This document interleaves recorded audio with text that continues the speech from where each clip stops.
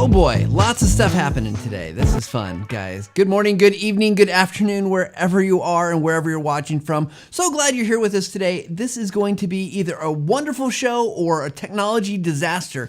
We've got microphones we're going to be talking about. We're going to be showing microphones, and things are already blowing up, so it's going to be an awesome one. So thank you for being here. First off, as we get going today, a couple things I want to just remind you about. The Visual Lounge is now only streaming on one YouTube channel, the Visual Lounge channel. So make sure you go like, subscribe, ring the bell, do all the things you need to do so you're always reminded that the show goes live. You'll get reminded of new content. If you're a YouTuber, if you want to go watch on LinkedIn, we love you over there too. Or you can always listen to the podcast on your favorite podcasting platform, wherever you listen to podcasts. Now, with that said, we're going to get going because I've got a lot to cover today because we've got microphones. We've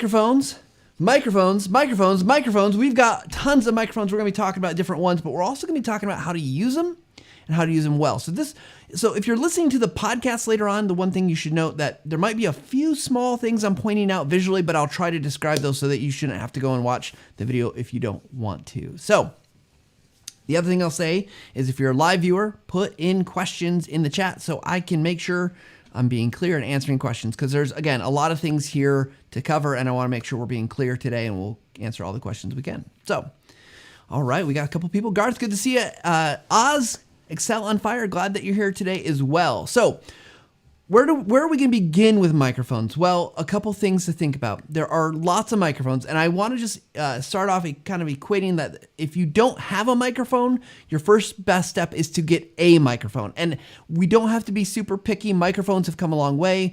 You can spend money on this. You can spend $50, $100. You can spend $500, you can spend $1,000, but really I found that sweet spot to be around between kind of 75 to 150. If you get much more than that, it's like, are you going to really use it? Are you going to notice the difference? Maybe. You'll see this particular microphone back here we're going to talk about is when it was available, it was on the pricier side, but you know, we've got things like the Blue Yeti that is very ubiquitous, and we'll kind of show this off here in a minute, but you know, $100 on sale, you can get a really good microphone, or you can do stuff that's cheaper too. And the idea here is we want to talk about like what makes a good microphone for you and your purposes, and then how do you set that up? How do you make sure you're using it properly? So first and foremost, let's go through a couple of differences. One of the things you'll find that's really great nowadays about microphones, like this is an Audio-Technica 2020. And one of the things that's really great about it is it is a USB microphone. So literally just a USB cord plugs right into your computer. In this case, I have a MacBook, so I've got an adapter to handle it's not USB-C. So the nice thing about that is plug and play. You plug it in and it works. You can basically just start using it out of the box. There's no other setup. That has some advantages, right? Because the best microphone is the one that you've got, the one that you're going to use. If it's easy, it's ready to go. There's not a lot of fiddling with it. In fact, this Audio-Technica microphone, and we'll talk more about it specifically, has no adjustments to it. It is, you just set it up and go. Now, also USB microphone is the Blue Yeti, and the Blue Yeti has dials and things you have to be aware of, and we'll talk about what those are here in a minute as well. So a little bit more. Now, the other type of microphone that you might experience, and probably USB is going to be, for probably 90% of us, you want to go USB because it's just going to be easy and out of the box. But the other one, and I'm just going to grab the cord for it because it takes a cord, is the XLR cable. And I'll get this so I can block my face. Maybe you can see it's got prongs on this side. It's got inputs on this side, male-female connectors. So the thing about other microphones, like this microphone back here, and I have a lapel microphone on that is also plugged in. If you have an XLR, this is not going to plug directly into your computer, and it's not going to just convert to USB. You actually need to do something like get a mixer. So something like this. Now, this is a beast of a mixer. I borrowed this from our studio. This isn't not one that I use, but you can see there's lots of knobs. I got to reverse backwards here. You know, lots of knobs and dials and all sorts of things that you can play with here. Because you are, you know, in this case, I have multiple inputs. For my main show, like the microphone I'm talking through you right now, I have one that is tiny. It is one XLR input. But the XLR, you need an input. You need a way to feed that microphone in to your computer. Both of my mixing boards, the one that I borrowed, the big one in the back there that you're seeing on camera, and the little one, they convert to USB. But that's great. It goes to USB. They have different requirements though, like the one behind me needs power, so it needs additional power source. The other thing some of these XLR microphones might need, depending on the microphone, you'll have to, read the specs. I can't tell you for every microphone, is you need to have what's called phantom power. So the microphone's going to need some power. And usually that can come through the board. In both of these microphone cases, it can power the microphone. It's just a little bit of juice, a little bit of electricity, but you need that because we've had mixing boards that lost that capability, and it really stinks because then you can't feed the microphone the power it needs to be able to act in the way it needs. So Garth is asking a question already, and I'll just take it right now. Is there such thing as a great headset for mic for recording? I have tried several, but the audio always sounds tinny. Garth, I'm with you. I have not yet found the headset microphone that works well. I've not tried a ton either. I think generally speaking, it's based on the technology and what they're trying to find a price point that's going to work well. I find one that doesn't work super, super well. So you might find, there might be one out there. I don't want to say never. It's not out there. It might be. I've just not found one that I like. The one that I find that actually works really well, and I don't have one right on me, is the old styled wired iPhone headphones with the little microphone that was close. Those actually, I've heard those sound really good at times from different people, but it doesn't look great on camera, and that's kind of hit or miss. But so Garth, great question, and I didn't talk about headset microphones because I have not found that one this time. But we'll talk a little bit more about other options for you. Now, so that's USB versus XLR, right? Out of the gate, you're gonna buy a microphone. You got to make that decision. Most people, again, USB is the way to go. But from there, okay, that's a pretty easy decision. Then what? Well, you need to think about your environment. What is your environment? Because that's going to change, and here in a minute, I'm going to turn on different. I'm going to go through different mics, and you're going to get to hear it. And I will warn you, I've not perfected the adjustments, so some of them might be too loud. They're all a little bit different, so I got to tweak things as we go. So you'll just have to give me feedback if it's not loud enough or it's too loud. But I want to talk about particularly something, because the Blue Yeti is particularly popular. It's affordable mic. It's a great sounding mic for most people. But what I want to share with you is a couple of the features on here that make it unique. But it's important to know about any microphone. Any microphone you have has what's called a polar pattern. And that's just a fancy saying way is how is the microphone picking up your voice? And where is it picking up from? Because every microphone also has a pickup. Now that pickup is where the sound is really going to be coming into. And what I see just out of the gate with the Blue Yeti, a lot of people will set it up so it's they're talking into the top of it. And I'm not using it right now. I'm still using my shotgun mic, but they talk into the top of it, and that's wrong because that's not where the pickup is. The pickup is not at the top of the mic. You want that late night look, right? And you're putting it there because it seems like it should make sense that you're pointing the tip of it, that thing, at your mouth, but that's not it. Excuse me. For the Yeti, it is actually on the front. There is a pickup on the front of the microphone. So when you're talking on the normal what's called a cardioid or heart-shaped pattern, you're going to talk into it this way. Again, that lights that indicates the front. It's also the mute button. This is a volume control for your headset. And so if you're doing a cardioid pattern, again, it's making like a heart kind of shape. You want to be able to talk right kind of directly into that. Now the Yeti, and I'll put it up here and see if we can get this to focus, has multiple different cardioid patterns.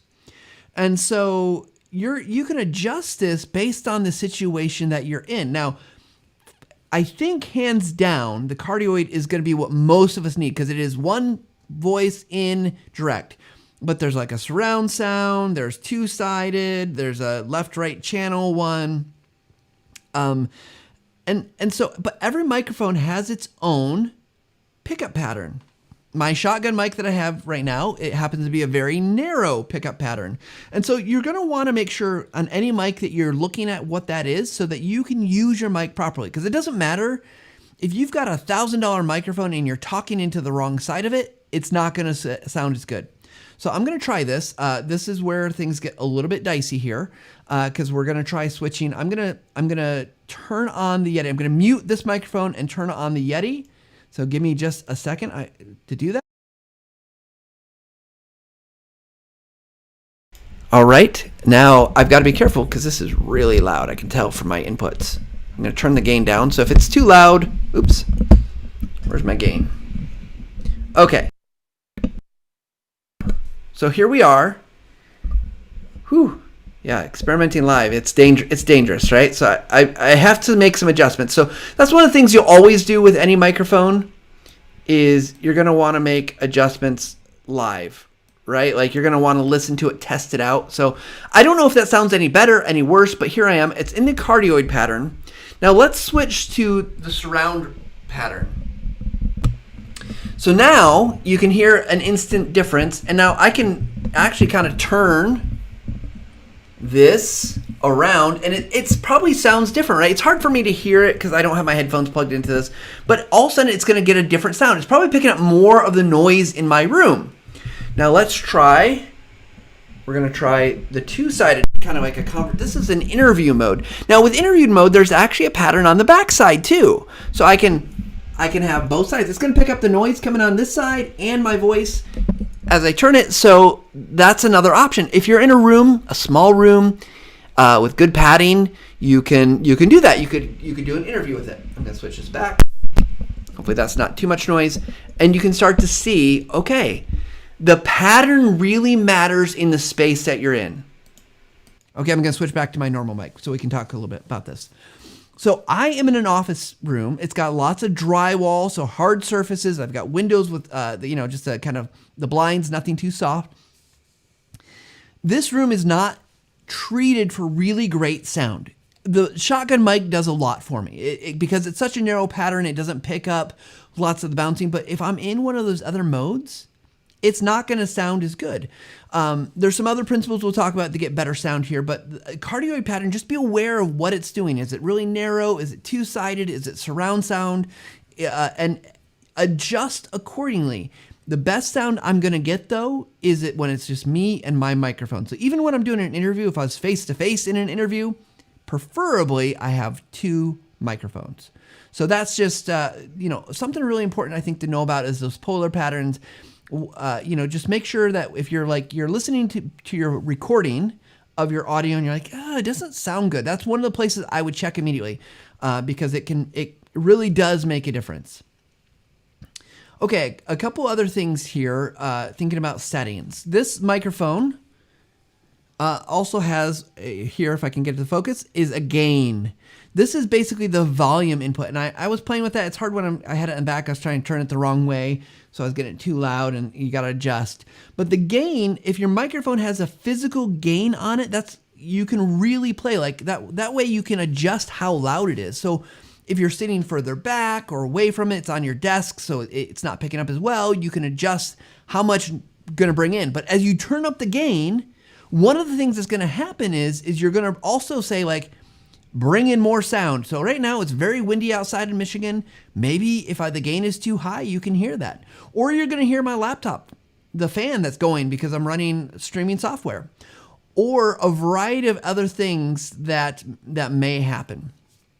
So you just got to be really careful about it's going to bring in more noise, which either you're going to have to use in editing something to clean it up, or you're just going to have to live with it. So be aware of the gain. Now, the other thing I'll say about gain, I think this is important, is when you're using a USB microphone, even like the Yeti, even though it's got a physical gain on it, there is a digital gain in your laptop, whether you're using Windows or Mac. Of course, I happen to be using Mac here. So I'm just let me just show you this. This is just the settings. You can see I've got lots of microphones hooked up. But if I'm in here, and some of these, like this particular device has no input controls.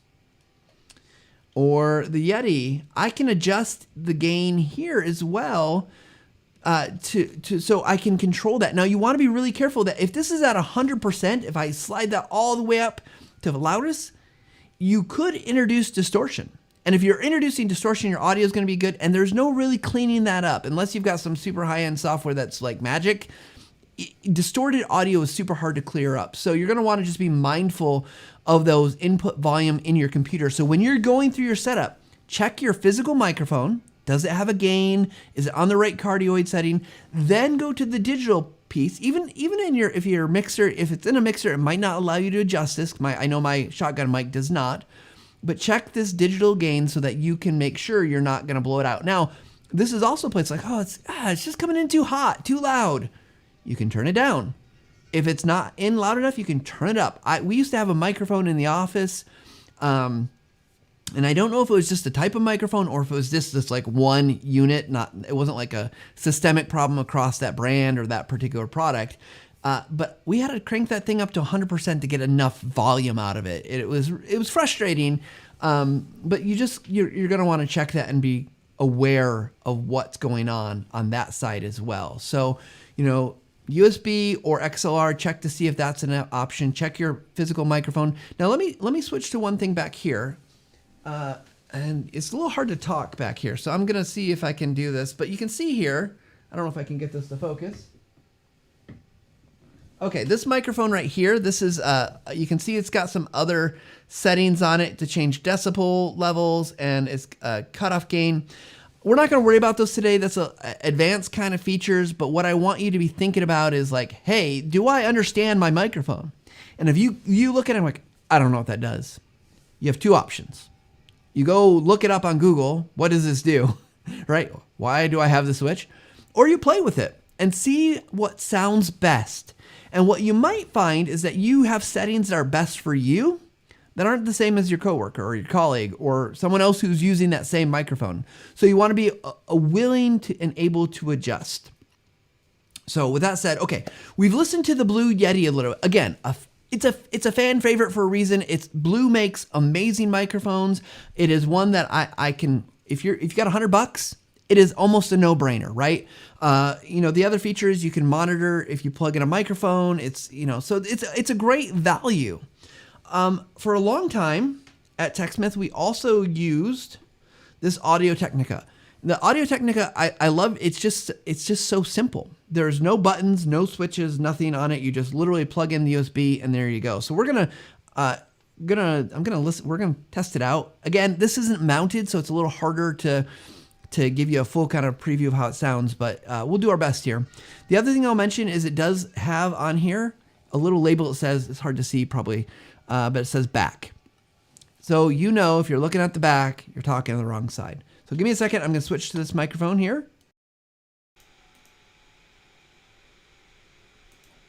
Okay, here we go. Now, in this, I want to teach you a principle.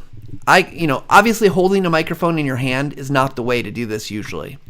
But I want to teach you a principle about distance. And the principle, we're going to call it, I heard a great speaker, and I wish I could remember his name. I've taught this principle for a long time, and I didn't have a name for it. He named it.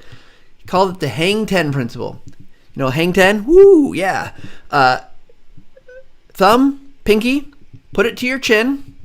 And this is about the approximate distance that you want to be away from your microphone. Now, there's adjustments you could do that. If you want to change the dynamics of the sound.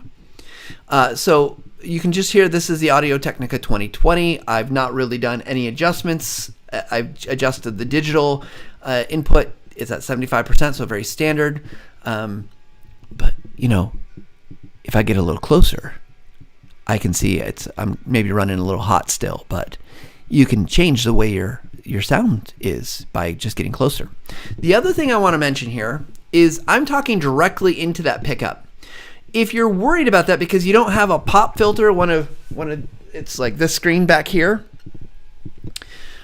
The thing you can do, because that's going to pick up those plosives, what you can do is you can turn the microphone just off axis just a little bit, and you're talking across it. So I'm not talking directly into the microphone, but what it gives me is less of that plosive, popping, spitting sounds. And so just turning it a little bit. You don't want to turn it sideways because that sounds very different, I'm sure, than this way. So that's the Audio Technica. Again, super simple microphone, but we have recorded hundreds maybe of tutorials using this microphone. So it is one, it is really, it's taken a beating. It keeps on going. This one's probably at least a decade old. Seriously, microphone, that's a great thing about a good microphone. This one's so simple. As long as you're not dropping it and doing other things, it should last a really long time. So let's go back to our other mic real quick. Okay. So we've a couple other principles. Remember that hang 10 principle. It's super important. Like right now, my microphone is essentially the hang 10, 6 to 8 inches. But again, you can play with that distance depending on the sound that you want, but you've got to be careful because if you're talking, like I get excited, I get loud, and if I get really close and I get loud, you're going to blow it out. And again, there is no recovery from that in your audio correction in your video editor or your sound tool. You know, it's just too loud is going to be bad business. Too low, we can bring it up a little bit, right? Without too much distortion. Too loud, and it's like, just do it again. Back up a little bit, adjust your dials and things like that. All right. Okay. So we've got two mics. Now I'm going to switch to a different mic. I need to turn around here for a second because I got to be careful here. I put on some headphones and I almost made myself go deaf because of the feedback. And so I've got the mixing board and I want to talk about lapel mics. And before I go back there, I can get some close-ups. I have, and I know Jesse is linking to the list of microphones. They're all in there. This is a wireless lapel mic pack. And you can see one of the advantages already is I can go anywhere with this. I could stand up, I could walk across the room, and once it's on, I can still be recorded. So that is fantastic. Disadvantage with the t-shirt is it's not, lapel mics and t-shirts don't mix well. So I should have wore a button up or something that I could clip onto. But actually I was going to do that and I thought, I'm just going to do this so I can show you the disadvantage if you're wearing a t-shirt, if that's your organization, right? This particular set of microphones actually has two wireless packs with it. So you can have two speakers, which is pretty cool. It's got the clip, it goes in. You could put a line into it if you wanted it with something else remote to it. But let me switch to my back one here. Okay, you can see I'm gonna have to change microphones for just a second. Oh, I better do this. I better mute this one first. We don't want too much feedback. So I'm gonna switch to, I hope this is the right one. Can you still hear me? Okay, you can hear that. I tapped the microphone, so I think you can still hear me. So back here, I'm gonna get this to focus. This is a whole different production. So this is the wireless receiver, and basically this one has two different types of plugs. This one I plugged it in XLR, but you could, I don't know if you guys can even see me on camera. You could put this directly into like a camera. So that's the benefit of this, is it works pretty well. I put it into the board because that was convenient, but you could run it into like a DSLR camera, maybe with the right conversion kit to an iPhone or something like that. So it has a little bit more flexibility. I'm going to turn this up a little bit. The nice thing with a board like this is you get a lot more control. I don't know how well you can see it, but like all these dials do stuff. That is literally, you can control your EQ, the gain, you got levels, master levels, you can have multiple, on this board you can have multiple inputs. You know, I can pick up my headphones and listen to it. So there's a lot of flexibility here with this in terms of like getting and controlling the sound. It is also a lot more complicated because I also have to adjust these things. If I add a bunch of low, it's going to affect the way it sounds. But maybe like if I'm not listening to that, I don't know if it sounds good. And so you want to be just really mindful of that kind of that dynamic. So again, the board like this is really interesting. It's kind of fun to play with, but I have a hard time recommending it. But the wireless microphone, because it is a wireless pack, again, if I have a DSLR camera, I have, actually I think I have one in here. Maybe I don't, but a digital recorder, I could record into something else. I could route that in, and then that gives me ultimate flexibility. But you can hear the sound. I don't know. Hopefully it sounds okay. I probably switched. There we go. Back to the lapels. It sounds probably okay, but it's going to be really affected by room as well. However, it's ultimate flexibility if you're on camera. So, I think, again, this is really great, especially if you're doing like interviews. Having a lapel mic is really handy. Because the other thing I can do is I can be back here in this shot back here, and this isn't going to affect the fact that you can still hear me, and which is something I was super worried about. I can turn my so much stuff to move here. I can turn this and be like, hello, and it works, right? So that's the lapel microphone. Again, just another option in microphones. I actually do like the lapel microphones, but not something like it's harder for me to get it set up because I work at my desk all the time. I work from home. So my shotgun mic is just there, and it's easy because it's always on. The lapel mic is like, I'm getting out the camera. I'm going to be someplace where, I might be outside or I might be at an event. I often take my gear with me to trade shows and conferences and with intentions of shooting video. And the cool thing, again, this particular setup that I've got, I can put this on me. I can put this on another one on my guest or person I'm talking to, and we can have a conversation and record it. Whereas a shotgun mic can only get one person. The Yeti, you could do that, but again, that proximity, you're going to have to be pretty darn close to each other. You're going to have to like each other, or it's going to sound really hollow and open. Whew, how are we doing on time? Okay, so a question Will had asked about the lapel mic. Does it have a preamp?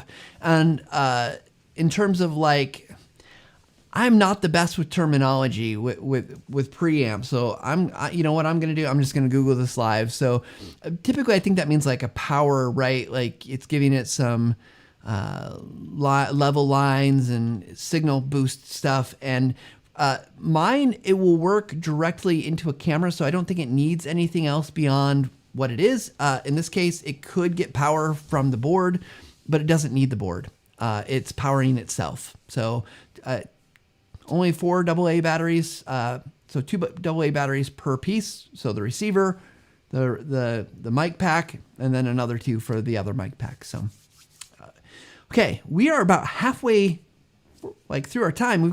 We might end a little early today, and that's always okay. So before we do that, let me just say, if you've been following the show, we're so grateful. Over 500 subscribers on YouTube already. So thank you everyone who's subscribed, everyone who's listening on the podcast, everyone who's ever watched an episode, commented, shared.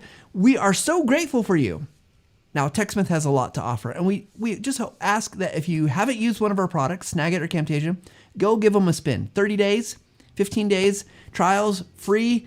Go see what they can do for you to help you level up your communication. We're all about leveling up our images, leveling up our video. We know that TechSmith's got a lot to offer and a lot more coming down the pike. So now, with that all said, why are we talking about microphones? If this is the visual lounge, why microphones? Because in a video viewer study, so this is a study that TechSmith ran. We've talked about this in the past. Go see the episode with Dr. Jane Bozarth in December. But we talked about video viewer preferences. And the number one thing that was the most important thing in the videos that people said were good is audio quality. And if you're not making videos with good audio quality, you're going to lose your audience. It's going to be harder for them to watch. It's going to be less information retained. And there's a great study that I'll have to see if I can grab the link for it. I don't know if it's one of those things like I actually emailed the person that did the research and they sent me a copy. I don't know. So it's not mine to share. I have to see if there's one that's publicly available. But what they said, and I've talked about this, but they basically did research to say, like, when you have audio quality that's poor, how does that reflect on the person speaking? And listeners said that when audio quality was poor, they thought the person was less intelligent.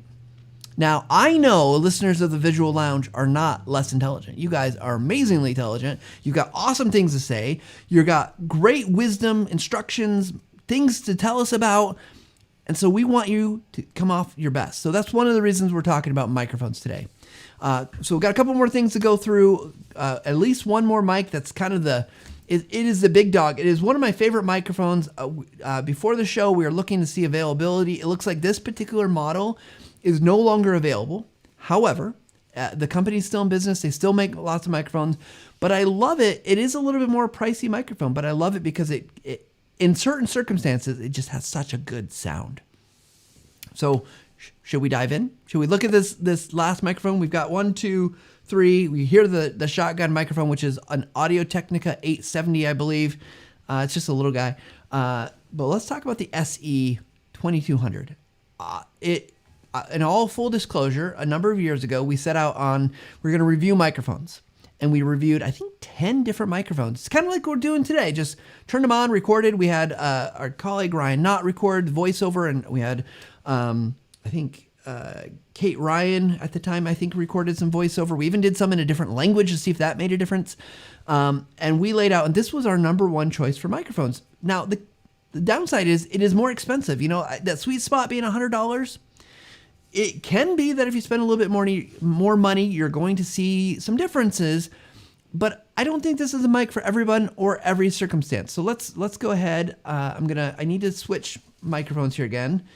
So let me just unmute, and then let me switch over here. Oh, I should have moved it. Okay, here we go. It's a beast, but hopefully you can hear me. And so if it's going through the right microphone, you can already maybe hear a difference, and I can get really close and we can talk this way. I think if you're in a studio, and again, I can get that hang 10 principle, I think it's got a really great sound. It's nice. Now, pop filter, this is a good thing. You want a pop filter. You want to put that kind of as close as possible. And what it's going to do is just, again, catch some of those plosives, popping sounds, because no one wants to hear those, so I apologize for doing those in your ear. But you notice as I sit back, moving my arm, if I sit back, right, it's catching the kind of that full volume of the room, the echo, bouncing off the doors over here. But if I can get a little bit closer, I don't have to speak as loud. And hopefully you can hear the difference. And so now this is where we can have some fun, because we can, channel our inner movie guy in a world where the Visual Lounge is on every YouTube channel. I don't know. You can have some fun with it. So you can immediately see the difference. But why don't I like this microphone for most situations? If you're doing workplace communication type things, you're talking in a Zoom meeting, you're in a webinar, or you're just recording something, notice that, right now I'm facing away from my camera. But the reality is I'm going to have this microphone basically in front of me. And I don't know about you, but I don't like this in front of me. One, it visually disrupts if I need to use my keyboard, or if I need to see everything, anything in front of me, it's going to be in the way. It is also, it's a heavy microphone, so it's going to be hard to put on a stand. So what you want to think about is like, is this microphone going to be something I can get out of my way? Am I going to put it or am I going to put it somewhere I can reach it? I think that's the same thing with the Yeti, right? It's a beast. It is big, just like it is big as my head. It's comparison wise to the SE, it's about the same, a little bit bigger with the stand. But the challenge is you're really it's going to have to be close to you. And close is fine, but when you're on camera, that's no bueno. It's no good. So that's why lapel mics are great for interviews, because there's nothing in front of you. That's why I like my shotgun microphone, because it can be out of the shot and I can still get good enough quality because I can be close enough and it can be directed correctly. But this one, I was reading a lot of musicians actually like this microphone. And I can imagine it gives really clear sound, right? It's going to work in a lot of circumstances. Now, it is because it's XLR, I can also do a lot of the dialing in of the sound on the board. But that's going to take work. And most of us don't want to do that work. Let's be honest. Most of us don't want to spend time tweaking how much mid and high and low you're going to put in your recording. You're not going to want to spend time playing, with the EQ and do I do the gain, the pass filters, all that stuff. It's a lot. For most of us, we have a job to do, and our job is we need to teach somebody something, or we need to market something, or we need to show somebody or communicate something. For most of us, our job does not say you are a video creator. You might be a video creator because that you're using that as a medium to communicate these things. But again, why I don't think this is the mic for most of us is exactly this reason. Is I think it becomes cumbersome in terms of the work that you have to do to get it right. Now, if you do spend the time doing that work and it's on your board, and I would jot those down in case someone else comes and uses it, or you can leave it like I do on my small mixer. That's great. It actually works really well until it gets bumped and you forget. Like I've definitely moved my mixer, and then I've had Jessie in how she shares like questions with me saying, Matt, you're too hot. You got to make adjustments, right? So you have to just kind of make sure you know those things as you move things around. But it's a great mic. I really do like it. I'm not a fan of the ASMR or whatever, but you could do that with this microphone. It would be really fun.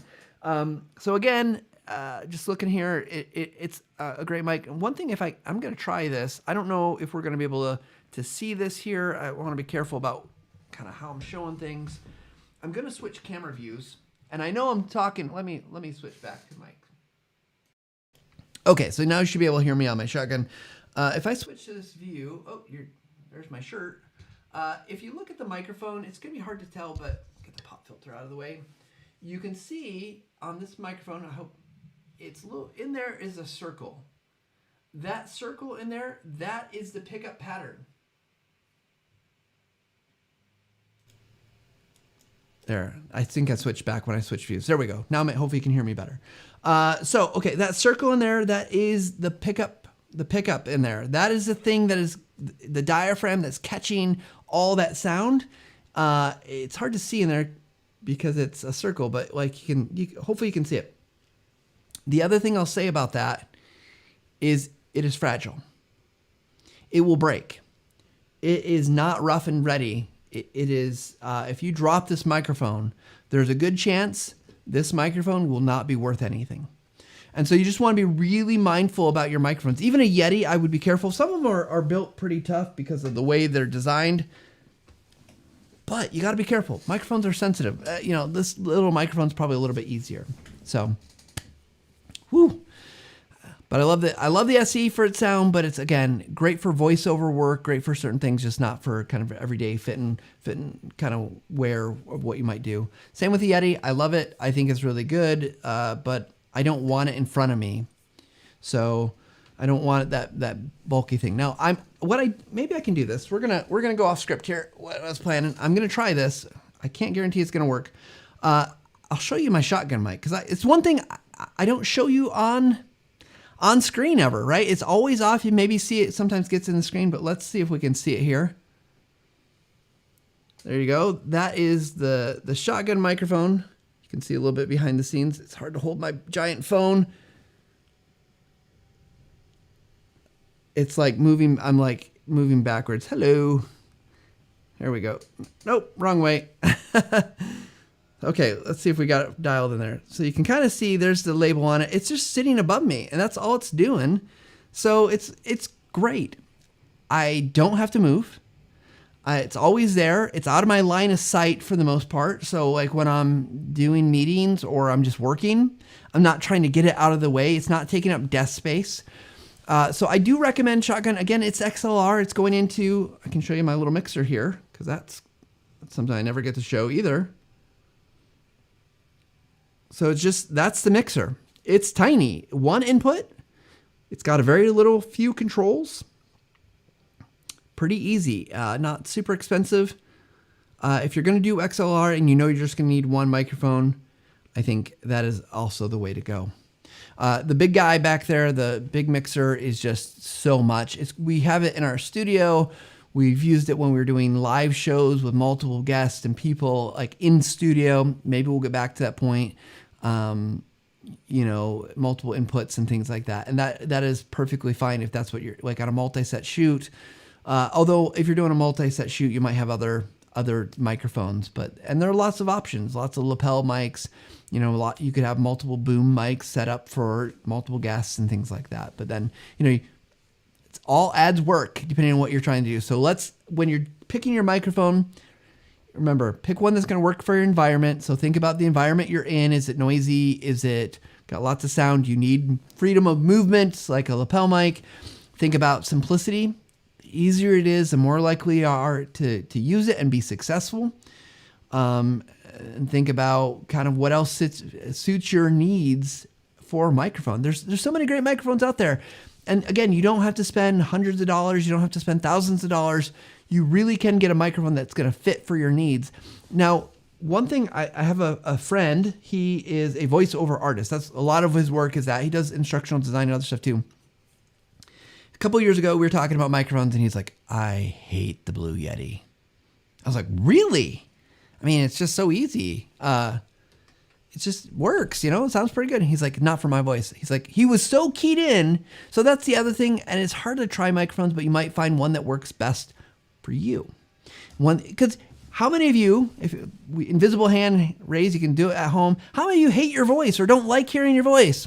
I hear that all the time.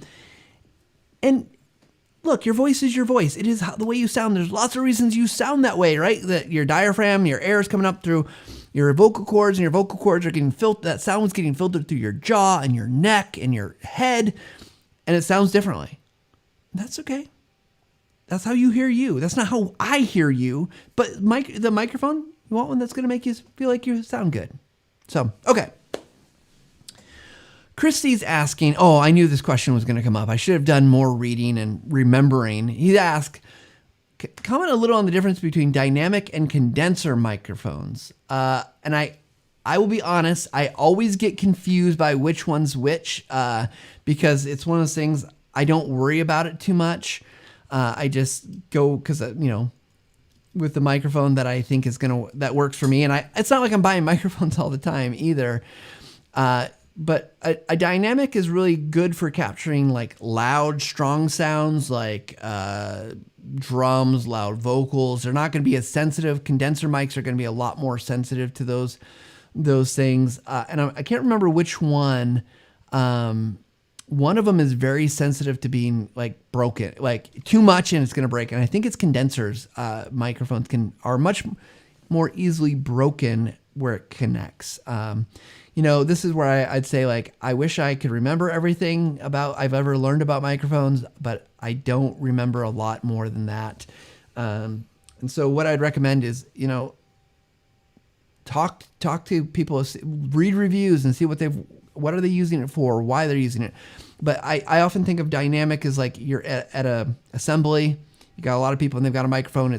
They got to really hold it close and talk to it, right? It's going to need lots of sound, whereas the condenser is going to be much, much more sensitive.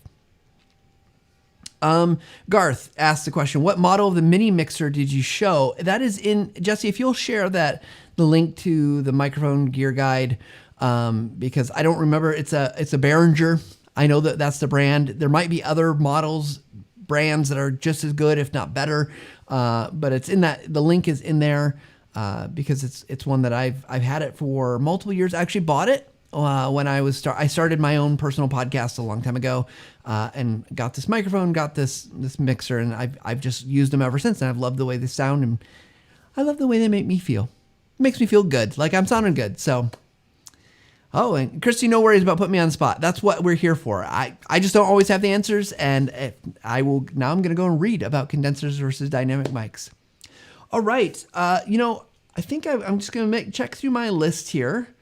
One thing I didn't talk about that I want to make sure, we talked about placement with most microphones. Lapel mics placement, I mentioned how they're not great on t-shirts, but one of the things to be really mindful of on a lapel mic is its placement. The lapel by nature is, if you think about like a suit jacket or some type of jacket, a lapel is on the side.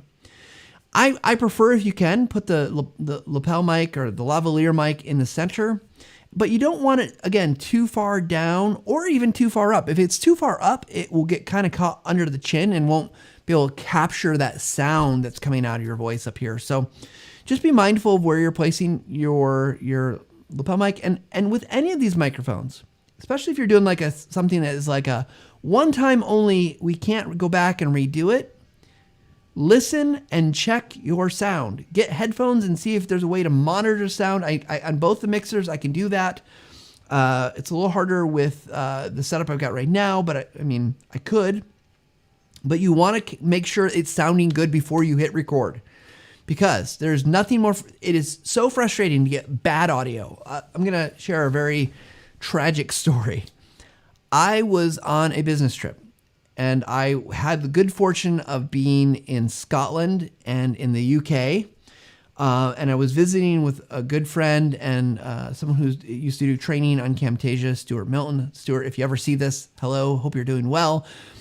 And we went and shot some video, and we were talking with I think it was a general manager of the football club in Glasgow. Stuart worked with them and did some business with them, and they were using Camtasia at the time. And I went and interviewed him, and I did this whole interview about why they were using it, what they were using it for, because it's kind of unique, interesting use case, like to put like videos up on their big giant digital billboard, which is pretty awesome. And I had a digital recorder, so it wasn't I had a lapel microphone plugged into it, and I got back and I was going through my footage because I thought I'd recorded it really well, but turns out I'm dumb. That's all there. I was just dumb. And the digital recorder was paused. I got camera audio, which is kind of scratch audio, but it was super noisy, lots of birds, because we were out in the stadium. And there was nobody there but us, so that wasn't the case, but it was just noisy anyway. And I couldn't use the footage. I could not tell that story with the footage we had because it was such bad audio. So with that said, double check your audio settings. Make sure you're capturing what you want. Check your inputs. Make sure you're not redlining. You're not too low. Have someone else checking it for you if you can. You know, when movies are being made, someone's listening the whole time. Is that getting captured? Is that getting captured? Does that sound right? Is it too loud? Is it too soft? So if you're the one that's being on camera, have someone else monitoring. In fact, throughout the show, thank you, Jessie. She has been listening along with y'all, and she's been giving me kind of thumbs ups, like that sounds good, sounds good. Oh, nope. You change scenes, and so different microphone.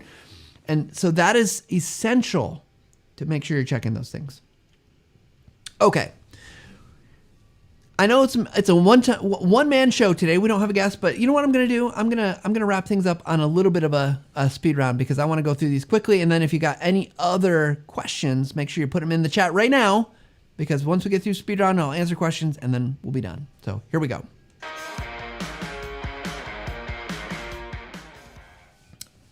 Oh, it came up on the wrong one. I was expecting to come up on our studio cam, which is, I think, just showing my desk. Hello. Okay. Speed round questions. Number 1, what microphone would you recommend? If I have to pick and choose, I would say the easiest and foremost, like the best value for money is the Blue Yeti. However, if you're going to invest a little bit more and you want some similar setup to I recommend the Audio-Technica shotgun mic and the mixer. However, it is going to double the price.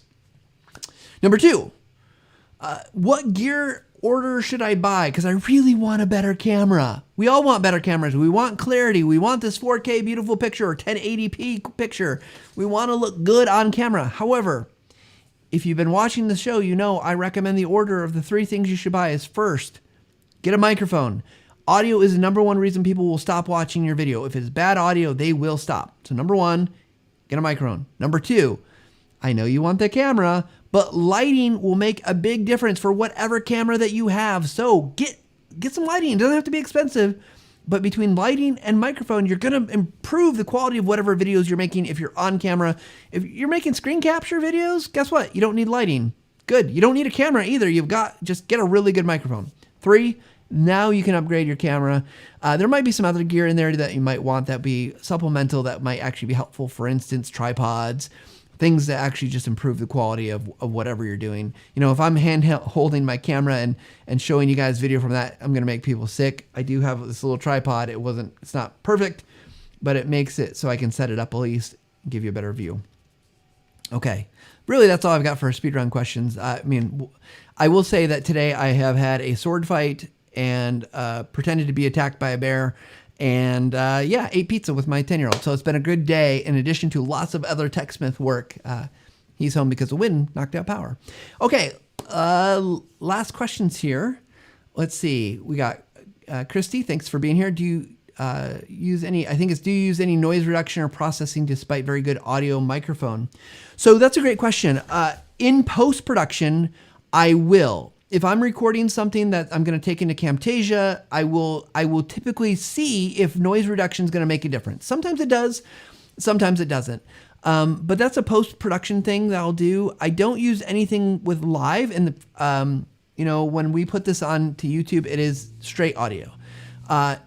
I recommend that you check that. One of the dangers in post-production audio, background noise removal, cleanup and stuff like that, is we get aggressive with it and we try to remove too much. And if you've ever done that, it sounds even worse than if you didn't take out the noise. So yes, I do some. I try to be very judicious about it and only do what is needed. Like I would rather have a little bit of noise than take out too much. Does that make sense? So definitely do that. Garth, great speedrun question, Garth. What is Matt's favorite podcast to listen to? Good question. I have several that I have listened to regularly for a long time.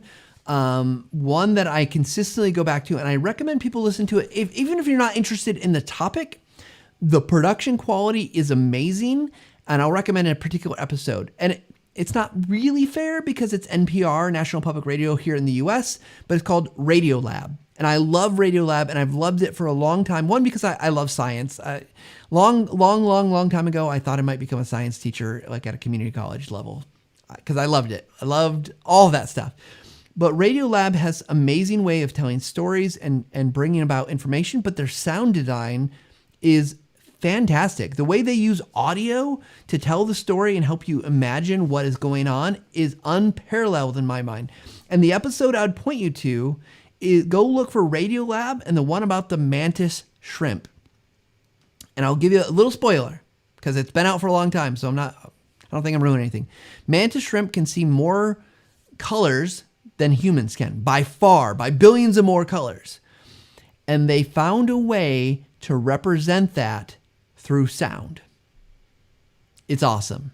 So I love Radiolab. I love the stories they tell, and I love the way they put those things together. And if I could turn this show into a Radiolab style about audio, video, and images and audio, I totally would. But it is also a ton of work, and there's a reason why they are actual professionals at doing that work, and it's a full-time job just to do that. But that's one of my favorites. There's several others that I listen to that aren't really notable for any other reason than I get personal development and joy and gain out of them. But Radiolab is one that I love going back to it. And sometimes I can let my kids listen to it. So there's a couple that, topics are maybe a little bit off. So, all right. Well, I think that wraps up for today. I hope you learned a little bit about microphones.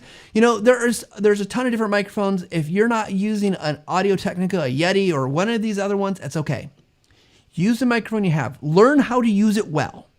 Because if you can learn to use it well, that will take you a long way. Even if it's a cheap old microphone, you're like, it's not a great microphone. Learn its quirks. Learn the way to talk into it. Learn the distance that's going to work best. Learn all those things, and you will be much, much, much more successful than if you're using like the built-in microphone. And if that's all you've got is a built-in microphone, play with it. Figure out what you can do. Look at those digital settings, your sound settings. Can you adjust those? Can you do something to eliminate the noise from the fan? Can you get closer to it? Can you get further? Like whatever you need to do, because that is the spirit of the Visual Lounge, right? We want to level up everything that we're doing, and you don't have to spend money to level up. You have to put some time in. You might have to put a little elbow grease, really figuring it out. But you know what? We're here to support you because we want you to be better, and we want you to make awesome videos. So as we wrap up today, don't forget, if you haven't subscribed to the Visual Lounge, please do so. It just helps us to know, one, that there's value there. We want to make sure you're not missing key episodes and information. We've got, next week, Jesse Leahy he's going to be on. We've actually talked to Jesse before. Spoiler alert, it is a repeat. I'm going to be at Learning Solutions. So if you're there, say hi to me. But it's such great information. It's so valuable information. We want to bring it back with some additional insights. We've got coming up, Mark Lassoff. If you don't know Mark is doing amazing things with video. He has been a Udemy instructor. He's done tons and tons and tons and tons of things. He is amazing. And then we got Diane Howells coming on May 5th, I believe it is. And she's going to we talked about microphone leveling up. She's going to talk about leveling up our visual presence on camera. Because if you're going to be on camera, we want you to look good. So lots great episodes coming up. We look forward to having you here and asking questions or listening to the podcast and joining us there. You can always email us with questions, comments, thoughts at thevisuallounge@techsmith.com. With that said, wherever you are, whatever you're doing, we hope you take a little bit of time to level up every single day. Thanks, everybody.